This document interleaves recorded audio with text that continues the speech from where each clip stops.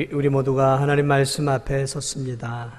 오늘 주어지는 귀한 말씀을 통해 하나님의 뜻을 깨닫게 하시고 오늘 주어진 말씀을 통해 우리의 신앙 다시 한번 돌아볼 수 있는 귀한 은총을 이 아침에 허락해 주옵소서. 감사하며 예수님의 이름으로 기도하옵나이다. 아멘. 지난 11월 15일 포항에서 규모 5.4의 지진이 일어났었습니다. 포항 시민들만이 아니라 온 국민이 화들짝 놀랐었죠. 많은 건물 외벽들과 지붕들이 속절없이 무너지고 또 이 집을 떠받치고 있던 기둥들도 이렇게 막 주저앉고 있는 모습들을 우리가 뉴스나 신문을 통해 보았을 것입니다. 그 모습을 보면서 아무래도 이 목사다 보니까 무엇을 생각하냐면 지진이 나면 우리 진도중앙교회는 안전할까? 그런 생각을 해봤어요. 20년이 훨씬 넘었죠. 이게 지어진 지가. 성도들의 수고와 기도와 땀방울로 지어졌긴 했지만 그 당시 이게 내진 설계가 되어 있을까 생각해 보니까 그렇지는 않은 것 같아요. 또 제가 살고 있는 사택을 생각해 봤어요. 잘 지어졌는데 지진이 오면 견뎌낼 수 있을까? 그런 생각들을 해보게 되었습니다. 여러분도 이번에 포항 지진을 통해 그런 생각들을 좀 해보셨습니까? 내 집은 어떤 지진이 와도 튼튼할 거야. 그렇게 생각하시거나 아니면 좀 불안한 마음들이 좀 들으셨습니까? 우리 성도님들은 믿음들이 좋아서 전혀 생각을 안 해보신 것 같은데요. 이런 예측하지 못하는 어려움들이 찾아오게 되면 참 많은 사람들이 그러한 큰 어려움들을 겪게 되는 것이죠. 어쨌든 저는 이번 지진을 통해서 집을 멋있게 짓는 것도 중요하고 실용성 있게 짓는 것도 중요하지만 무엇보다도 웬만한 비바람이나 폭풍 또는 이런 지진에도 흔들림이 없는 견고한 집을 짓는 것이 무엇보다도 가장 중요하구나라는 가장 또 기초적인 진리를 다시 한번 생각해 보게 되었습니다. 사람들은 누구나 자기 집 한 칸을 갖고 싶어 합니다. 좀 더 경제적 여유가 되고 시간이 되면 자신이 설계를 해서 아름다운 집을 소유하기를 원하고 있죠. 오늘 이 본문에도 두 사람이 나옵니다. 이 두 사람은 멋진 집을 짓고 싶어 했던 사람들이었어요. 그래서 이 두 사람이 모두 아름다운 집을 지었습니다. 그런데 한 사람은 반석 위에다 집을 지었고 한 사람은 모래 위에 집을 지었습니다.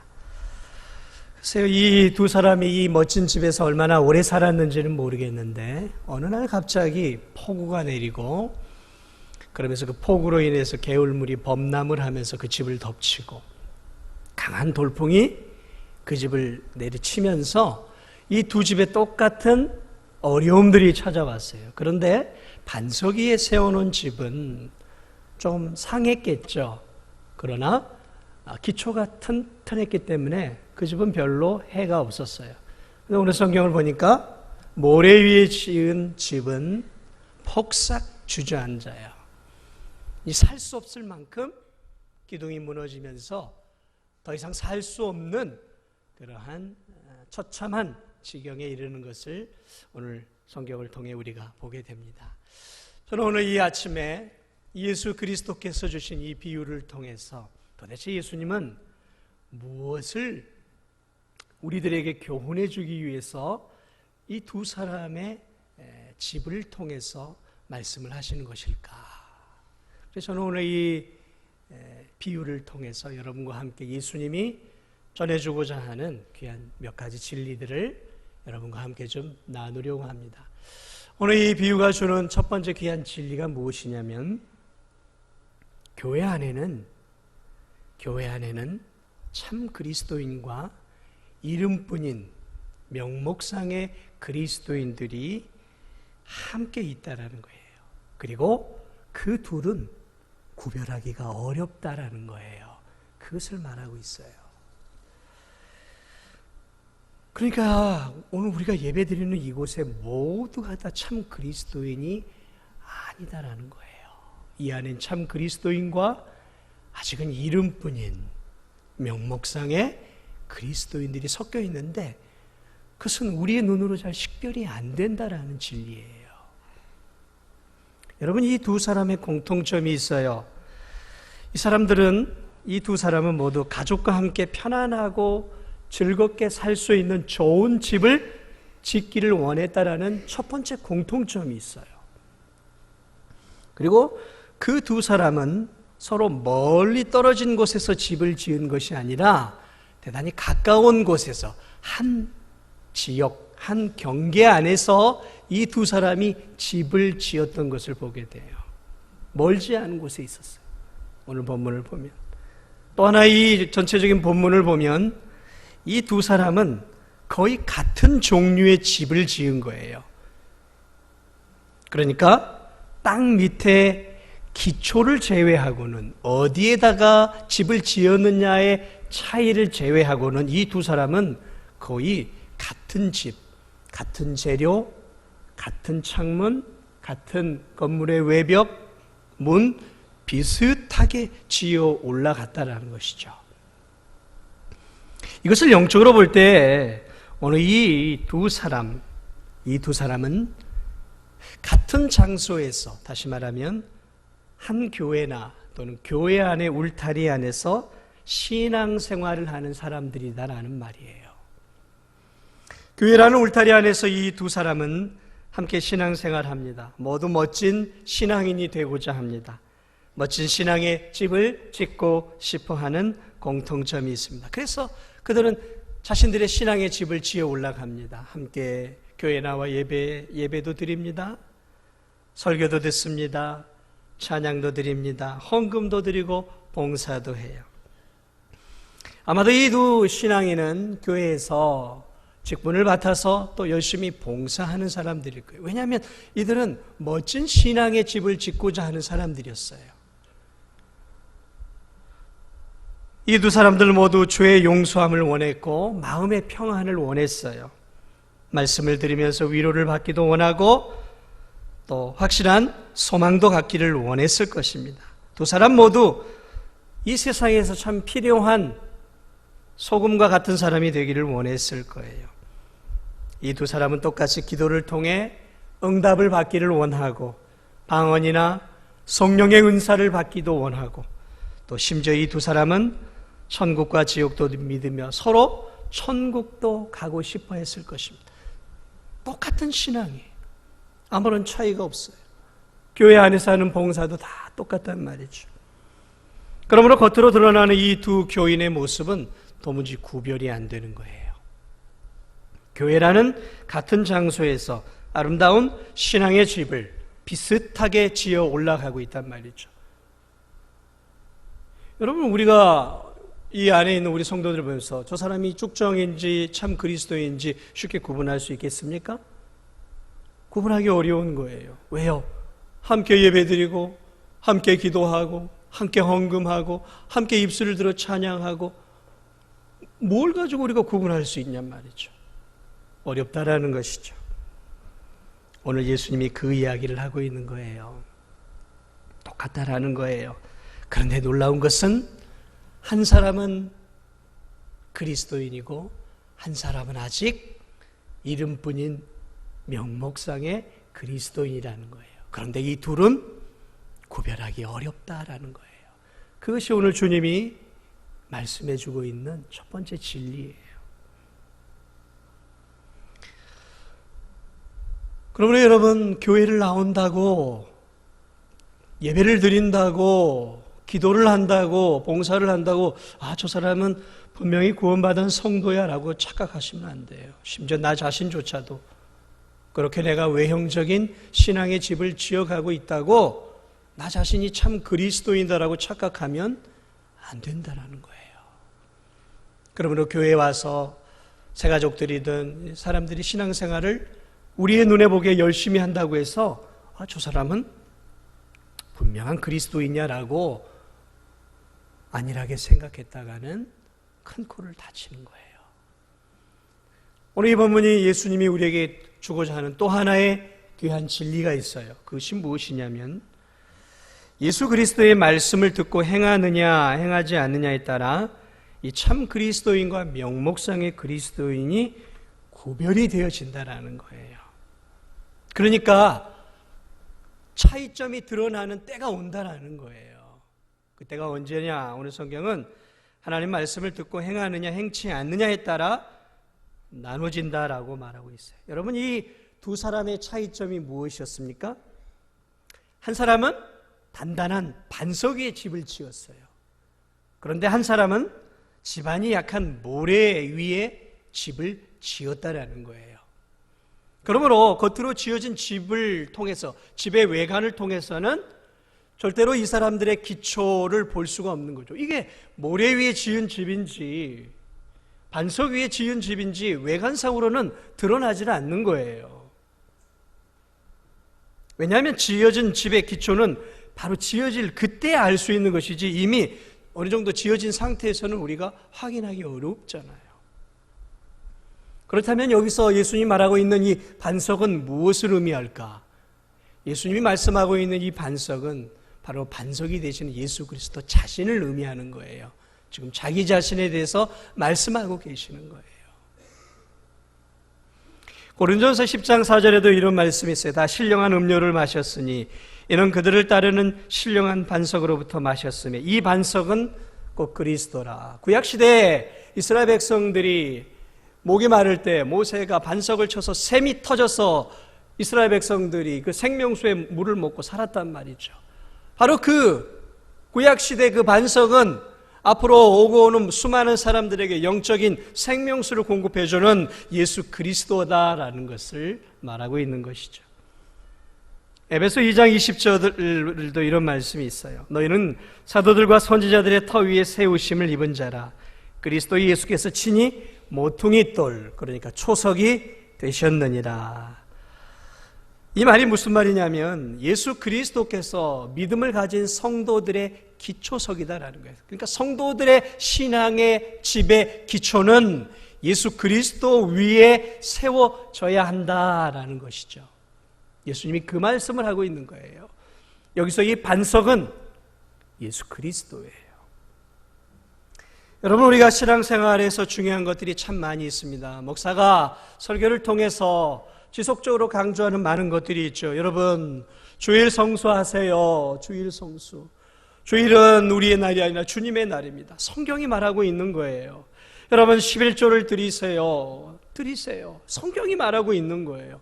여러분, 여러분의 인생 주님을 위해 봉사하고 영혼을 건지는 열심을 가지고 전도하고 사세요. 제가 이렇게 얘기를 하죠. 성경이 말하고 있는 것이죠. 성경. 여러분, 선교를 위해 힘을 씁시다. 성경이 말하고 있는 거예요. 여러분의 아름다운 목소리를 통해 찬양하고 여러분이 주어진 달란트를 가지고 주의 영광을 위해, 교회를 위해 사용하십시오. 제가 말하고 있는 거 다 중요합니다. 중요하지 않은 게 어디 있겠어요? 하나님 말씀. 봉사하는 것도 중요해요. 주를 위해 섬기는 것도 너무너무 중요합니다. 그런데 여러분, 오늘 성경은 그것보다 더 중요한 것을 이야기하고 있는 거예요. 무엇입니까? 신앙의 외관적인 것도 잘 지어져야 돼요. 그러나 가장 중요한 기초가 안 돼 있으면 이 지어진 집은 아무런 의미가 없다라는 거예요. 기초, 다시 말하면 예수 그리스도라는 예수 그리스도를 믿는 신앙 위에 기초가 서 있느냐라는 거예요. 오늘 이 성경은 이렇게 말씀하고 있죠. 나의 이 말을 듣고 행하는 자는 그 집을 반석 위에 세운다 그랬어요. 그러면 내가 그냥 선하게 살고 봉사하고 주님 말씀대로 살면 반석 위에 세운 거 아닙니까? 아니요. 예수님이 말하고 있는 것은 조금 더 심층적인 의미가 있는 거예요. 단순히 행위를 말하고 있는 것이 아니라 반석이 되시는 예수 그리스도를 내 인생의 구주여 하나님으로 믿고 예수 그리스도를 진실로 나의 인생의 주인으로 사랑하면서 예수님이 주신 그 말씀을 예수님을 사랑하는 마음으로 지켜 행하는 이 사람이 반석 위에 집을 지은 사람이다라는 것이죠.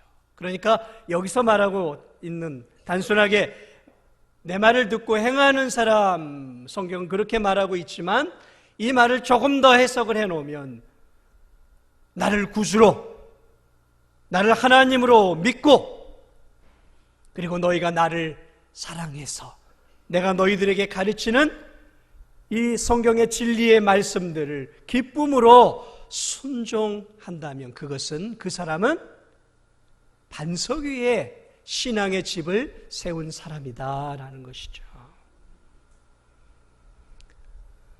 그러나 그렇지 않고 예수 그리스도를 그저 위대한 도덕 선생으로, 그저 한 위대한 사람으로 인식을 하면서 그저 교회에서 목회자가 이렇게 사십시오라고 하니까 저렇게 살아야 되는가 보다라고 생각을 하고, 기도하라고 하니까 기도하고, 주일날 교회에 나와서 예배 드리라고 하니까 그냥 교회에서 그렇게 하는 것이 맞나 보다 생각해서 교회에 나와서 예배 드리고, 헌금을 하라고 하니까 하고, 봉사를 하라고 하니까, 직분을 세워주니까 그냥 하는 것과는 똑같은 외형적인 모습은 똑같을지 모르지만 이 사람의 신앙의 기초는 완전히 다른 거예요. 완전히 다른 거예요.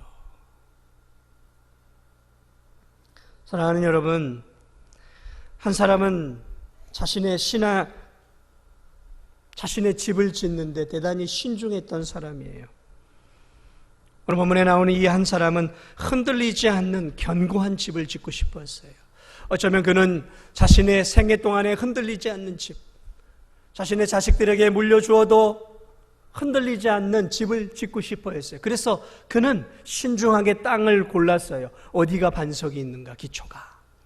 그래서 신중하게 반석이 있는 곳에 그는 견고한 토대를 세우고 그의 집을 지었던 것이죠. 그렇습니다, 여러분. 여러분이 교회에 나와 예배 드리는 것 중요하고, 헌금을 드리는 것 중요하고, 봉사하고 전도하는 것 너무너무 중요합니다. 그러나 더 중요한 게 있어요. 여러분이 신앙의 기초가 부실한 가운데서 행하는 이런 외적인 것들은 언젠가 무너져 내릴 수도 있다라는 거예요. 그러므로 가장 중요한 것은 기초예요. 기초. 이 기초가 제대로 되어 있지 않으면 오늘 본문에 나오는 것들 예상치 못한 어려움들이 찾아올 수 있다라는 것이죠. 신앙의 기초. 그 신앙의 기초는 예수 그리스도를 나의 구주, 나의 하나님, 나의 인생의 주인으로 여기고, 그리고 예수 그리스도께서, 하나님 아버지께서 주시는 이 진리의 성경 말씀을 내 사랑하는 주님이 내게 주신 말씀으로 믿고, 이 말씀을 사랑해서 사랑하는 마음으로 이 말씀대로 순종하며 사는 사람, 이것이 반석 위에 집을 지은 사람이다라는 것이죠. 그런데 여러분, 한 사람은 자신의 집을 짓는데 신중하지 못했어요. 이 사람은 빨리 멋진 집을 짓고자 하는 욕심이 있었어요. 거기에 더 마음을 빼앗겼어요. 아름답고 화려한 집을 빨리 짓고 거기서 알콩달콩 즐겁게 살고자 하는 그런 마음이 있었어요. 그래서 그는 신중하지 못했어요. 그냥 집을 짓는 데만 관심이 있었어요. 아무 땅에나 지어도 된다라고 생각했어요. 그래서 아무 땅에나 멋진 집을 지으면 된다고 생각했어요. 그는 집을 짓는 데 있어서 기초공사가 어디에다가 기초공사를 세워야 하는지에 대해서 무관심했던 사람이에요. 생각이 깊지 못했어요. 사고가 깊지 못했어요. 먼 미래를 바라보지 못했어요. 집을 짓는 데 있어서 뭐가 가장 중요한지를 이 사람은 몰랐단 말이에요. 여러분, 그렇습니다. 교회 다니고 예배 드리고 헌금 드리고 봉사하면 신앙인이라고 생각하는 것, 이거는 성급한 생각이에요. 분명히 중요한 부분이긴 하지만 그게 다가 아니에요.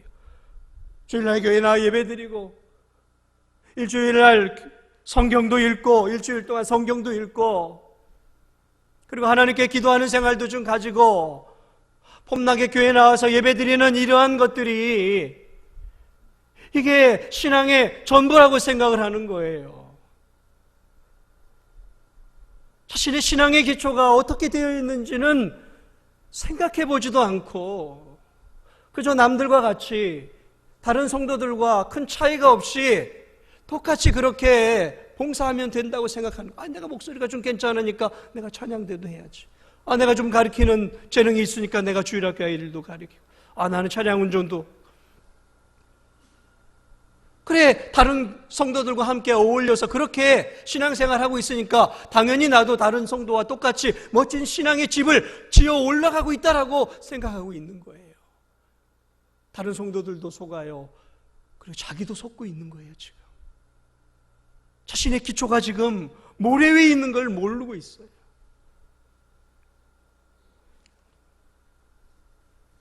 교회 막 온 지 얼마 안 된 사람들은 너무 서둘러 봉사하실 필요 없습니다. 내 신앙의 기초를 세우는 것이 우선인데 교회에서는 사람이 없다고 막 이렇게 끌어들이는 경우들이 있어요. 그러면 안 돼요.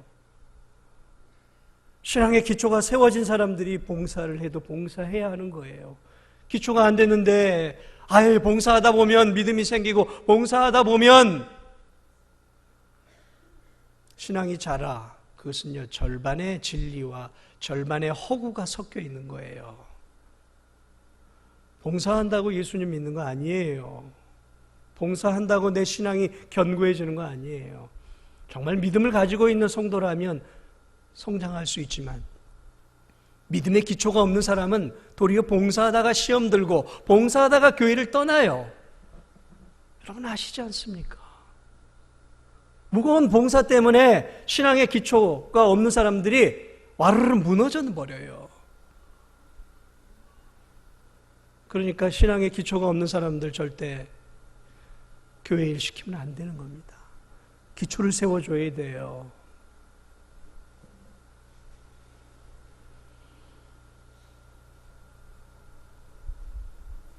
오늘 이 본문을 통해서 우리는 예수 그리스도 위에 예수 그리스도를 믿는 그 믿음 안에 그리고 예수 그리스도를 구주로 믿고 예수 그리스도를 너무너무 사랑해서 그 예수 그리스도를 사랑하기 때문에 그분의 계명을 힘껏 지키려고 애를 쓰며 신앙의 집을 짓는 그 사람만이 참된 하나님의 성도다라는 거죠. 그러나 똑같이 일을 하더라도 교회 봉사를 하더라도 하나님을 사랑하는 마음 없이 할 수 있단 말이에요. 예수님과 상관없이 봉사를 해요. 왜요? 그래서 교회에서 시키니까 그냥 세상 일 하는 것처럼 의무감을 갖고 하는 거예요. 예수님 사랑하는 마음 없이 그냥 하는 거예요. 다른 성도들과 더 멋진 교제를 나누려고 하니까 아무래도 내가 이 봉사의 자리에 이 사람들 속으로 들어와야 되겠구나 해서 들어와서 하는 경우들도 있어요. 찬양하는 것이 즐거워서 찬양할 수도 있단 말이죠. 아이들을 가르치는 것 자체가 즐거워서 주일학교 교사를 할 수도 있는 거예요. 다른 사람을 실어 나르고 교회에서 땀 흘려 주방에서 봉사하는 그것 땀 흘려 봉사하고 남들을 섬기는 것 자체가 좋아서 봉사할 수도 있단 말이죠. 심지어 목회자가 구원의 기초가 없이 이렇게 가르치고 다른 사람들 앞에 서서 있는 것 자체가 좋아서 목회자가 될 수도 있단 말이죠.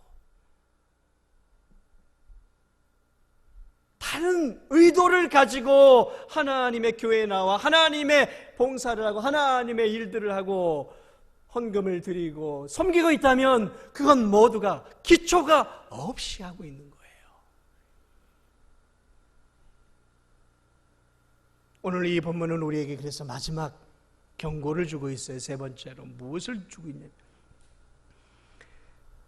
이 땅에서 주어지는 여러 가지 시험을 통해 하나님은 참 그리스도인과 명목상의 그리스도인을 어느 정도 갈라내신다라고 말하고 있어요. 이 두 사람이 집을 짓고 얼마나 행복하게 그 집에 살았는지 저는 잘 모르겠어요. 그런데 행복하게 살던 어느 날 이 두 집에 큰 어려움이 찾아왔습니다. 마치 저 포항에 지진이 온 것처럼 천재지변이 일어났어요. 어느 날 우기가 되어 큰 장대비가 계속해서 쏟아집니다. 그래 이 장대비가 이 두 집을 덮쳤어요. 폭우죠, 폭우. 폭우가 쏟아져 내립니다.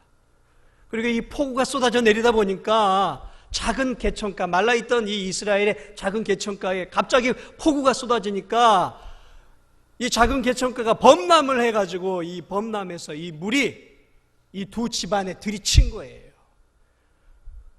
거기다가 한 걸음 더 나아가서 오늘 보니까 돌풍까지, 이 돌풍이 불어왔어요. 돌풍이. 태풍 같은 것이죠. 강한 태풍이 그 두 집을 내려쳤단 말이에요.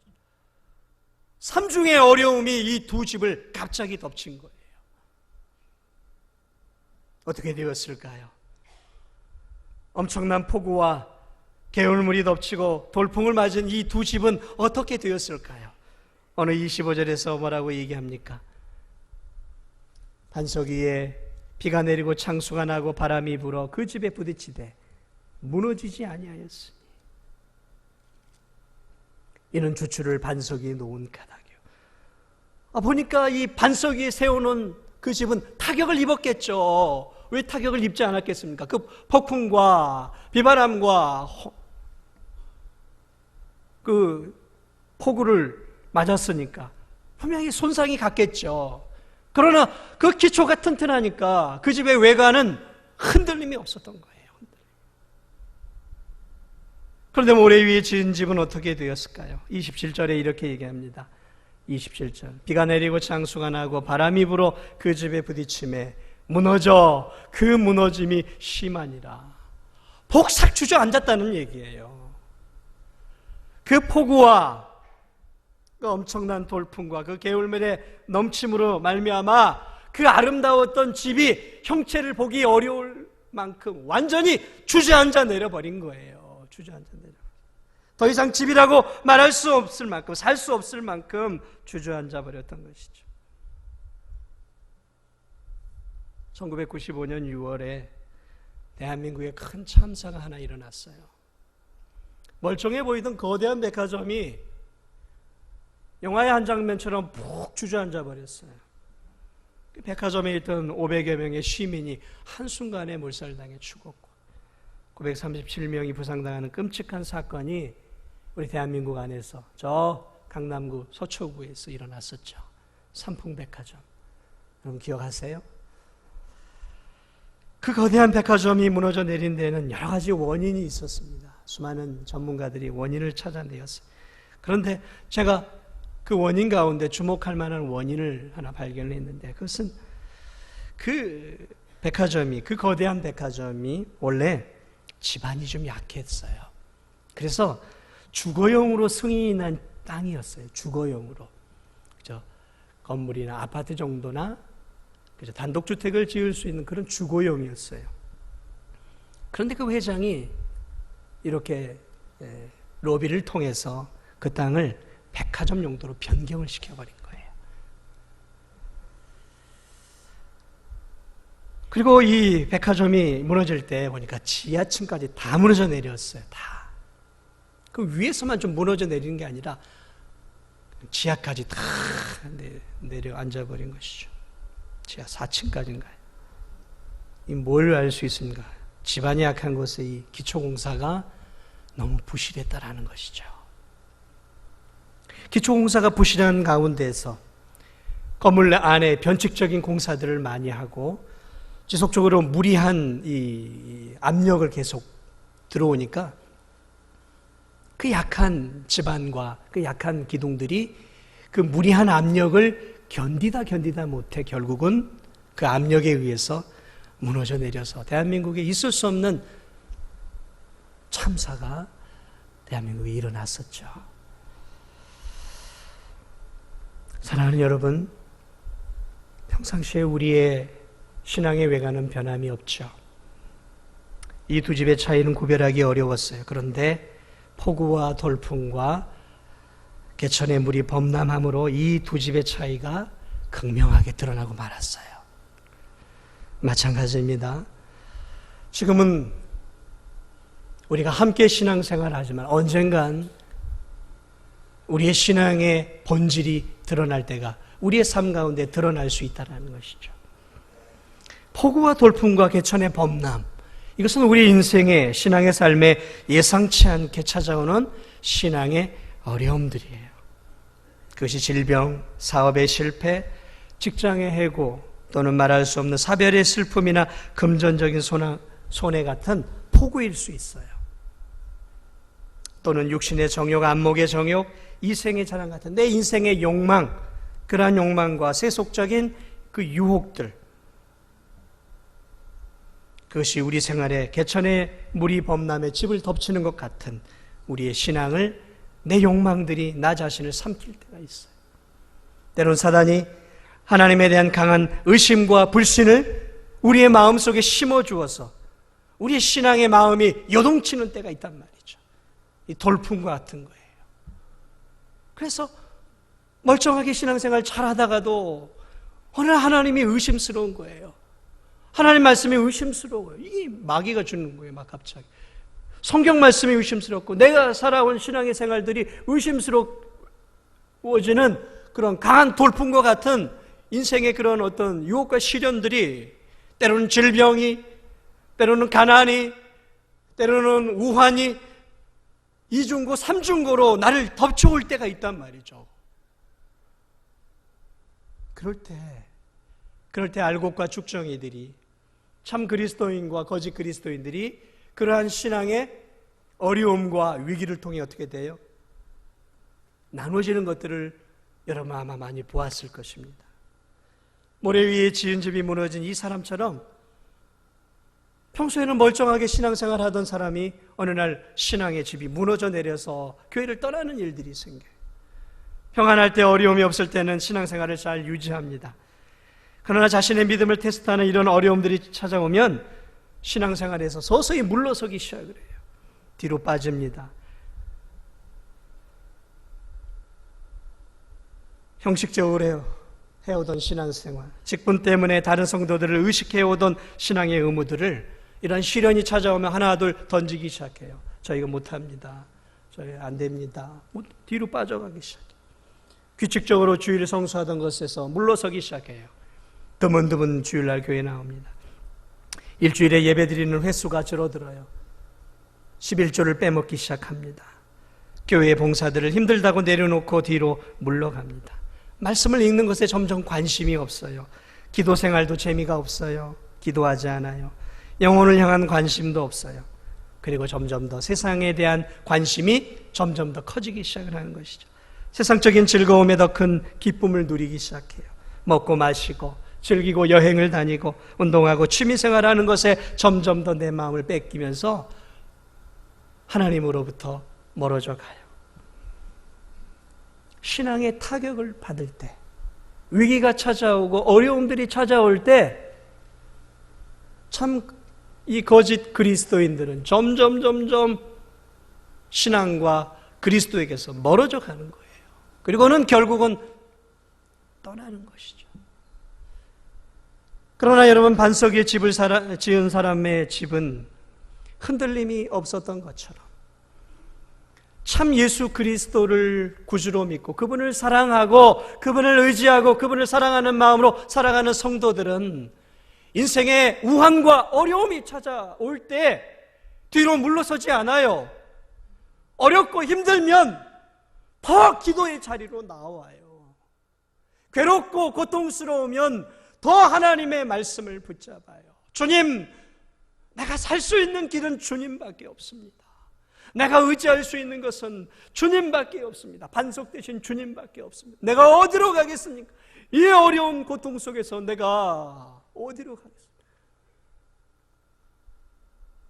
여러분, 인생의 어려움 속에서 시편 기자는 이렇게 얘기합니다. 내가 산을 향하여 눈을 들리라. 나의 도움이 어디서 올꼬? 나의 도움이 천지를 지으신 여호와에게서로다. 인생의 어려움이 찾아오고 시련이 찾아오는 성도들, 그러한 어려움들이 찾아올 때 참 성도는 사람을 찾고 신앙의 발을 빼고 믿음의 신앙생활에서 물러서는 것이 아니라 더 하나님을 찾아요. 더 기도의 자리로 나와요. 더 하나님의 말씀을 붙잡아요. 어려우면 어려울수록 더 주님의 말씀에 순종하기 위해 애를 쓴다라는 것이죠.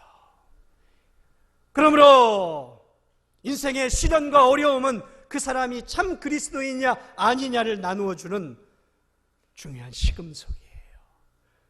그러므로 하나님은 우리 인생길 가운데 그러한 어려움들을 때때로 주셔서 쭉정이와 알곡을 종종 나누셔요. 그러나 사랑하는 여러분, 그러한 어려움들로 인해서 쭉정이와 알곡이 다 나누어지는 것은 절대 아닙니다. 여전히 그대로 갈 수도 있어요. 여러분은 이 두 사람 가운데 어떤 사람입니까? 어떤 마음으로 오늘 예배에 드리러 오셨어요? 어떤 마음으로 여러분은 봉사를 하고 계십니까? 어떤 마음으로 성경을 읽고 어떤 마음으로 오늘 주일날 봉사하시고 어떤 마음으로 오늘 이 자리에 앉아 계십니까? 종교적인 의무감입니까? 직분 때문에 이 자리에 앉아 있습니까? 아니면 정말 예수님을 사랑하고 예수님이 내 구주이기에, 예수 그리스도가 나의 생명의 주님이기에 그 주님이 내게 말씀하신 이 귀한 성경의 진리대로 살기 위해, 주님이 말씀하신 그 주의를 성수하기 위해, 주님께 경배와 찬양을 드리기 위해 여러분 오늘 이 자리에 나오셨습니까? 그렇다면 우리는 참 그리스도인 것이죠. 사랑하는 여러분, 한 사람은 멋지고 좋은 집을 짓는 데만 관심이 있었어요. 그는 공사비가 많이 들어가고 신경이 많이 쓰이는 기초공사는 별로 관심이 없었어요. 그저 적은 노력, 적은 시간, 적은 돈으로 좋은 집에서 살고 싶어 했어요. 욕심쟁이죠. 여러분, 이런 교인은 자기 중심적 교인이에요. 교회를 다니면서도 교회로부터 유익은 얻기를 원해요. 편안하게 내가 신앙생활하는 것을 원해요. 내가 원하는 대로 신앙생활하는 것 원해요. 편하게 신앙생활을 원해요. 교회 생활하면서 희생하고 싶지 않아요. 교회를 위해, 하나님 나라를 위해 내 물질에 손해받기 싫어해요. 물질에 손해받기 싫어해요. 주일날 교회 나오는 것도 내가 하고 싶은 거 다 하고 그 시간이 남으면 주일 성수가 우선이 아니에요. 11조가 우선이 아니에요. 그저 내 삶에 손해가 나지 않는 범위 내에서만 신앙생활을 하기를 원하는 거예요. 여러분, 이런 신앙인은 자신의 신앙의 기초를 확인해 보세요. 참된 성도는 주님이 나를 위해 목숨을 버렸던, 나도 주님을 위해 목숨을 버릴 각오를 가지고 신앙생활하는 거예요. 그저 교회를 통해, 신앙생활을 통해 그저 내 삶과 내 육체의 유익을 얻기 위해서 신앙생활을 한다면 그는 지금 기초에 심각한 문제가 있을 수 있는 거예요. 사랑하는 여러분, 그런 성도는 예수님이 내 인생의 주인이 아니에요. 그 사람의 인생의 주인은 나예요, 나. 내 행복을 위해 교회에 나오는 거예요. 내 만족을 위해 교회에 나오는 거예요. 그러니까 나를 힘들게 하는 것들은 내가 원하지 않는 거예요. 왜? 내가 내 인생의 주인이니까. 내 안에 내 신앙의 기초에 아직 예수님이 없는 거예요. 내가 알아서 판단하는 거예요. 내가 하고 싶으면 하고 하기 싫으면 말고 내 자유인 거예요. 그렇다면 그는 신앙의 기초가 아직 예수 그리스도가 아닌 거예요. 예수님을 모신 사람들 그렇게 신앙생활하지 않습니다. 여러분, 신앙생활은 교회에 예배드리고 주일날 나오는 거, 이거 취미생활 아니에요. 취미생활 아니에요. 신앙생활은 내 영원한 운명이 달려있는 거예요. 내 영원한 생사가 달려있는 문제라고요. 여러분, 신앙생활은 내 영원한 운명이 걸려있는 거예요. 지금 여러분들이 신앙의 집을 짓고 있는데요. 언젠가 하나님 앞에 서게 될 때 하나님이 불의 심판을 하신다 그랬어요. 그때 마지막 주님 앞에 설 때 여러분의 신앙의 집이 주님 앞에서도 견고하게 서 있을 수도 있고, 그 주님 앞에 섰을 때 완전히 무너져 내려 부끄러움을 당할 수도 있어요.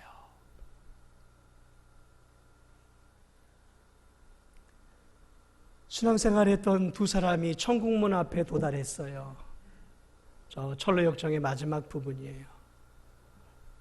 그래, 하나님께서 말씀하십니다. 그래, 너 뭘 갖고 있느냐? 그러니까 진정한 크리스찬 안에서 뭘 꺼내냐면 은혜의 증거들을 꺼내요. 제가 이렇게 주님을 위해 살았습니다. 주님을 위해 살았고 모든 것을 희생했고 주를 붙잡고 살았어요. 그런데 무지라고 하는 한 사람은 마지막까지 죽음을 맞이하면서 나는 천국 갈 수 있을 거라고 죽으면서까지 생각했어요. 그런데 마지막 천국문 앞에서 하나님이 너는 내 자녀가 아니야 라고 거부를 하셔요. 왜냐하면 그 안에 그리스도가 없었어요. 그 사람은 그리스도가 없이 신앙의 집을 지었던 거예요. 그리고 마지막 천국문 앞에서 그는 하나님의 허락을 받지 못하고 천국문 앞에서 거부당해 영원한 지옥으로 떨어져요.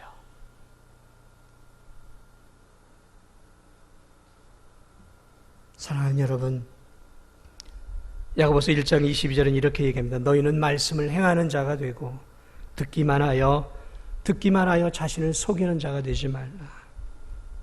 예수님은 요한복음 14장 21절에 이렇게 얘기합니다. 나의 계명을 지키는 자라야 나를 사랑하는 자니 나를 사랑하는 자는 내 아버지께 사랑을 받을 것이요. 그렇습니다. 우리가 예수님을 구주로 믿고 예수님을 사랑하고 예수님을 내 인생의 하나님으로 모시면서 하나님께서 내게 주신 그 귀한 계명, 귀한 말씀을 예수님을 사랑하는 마음으로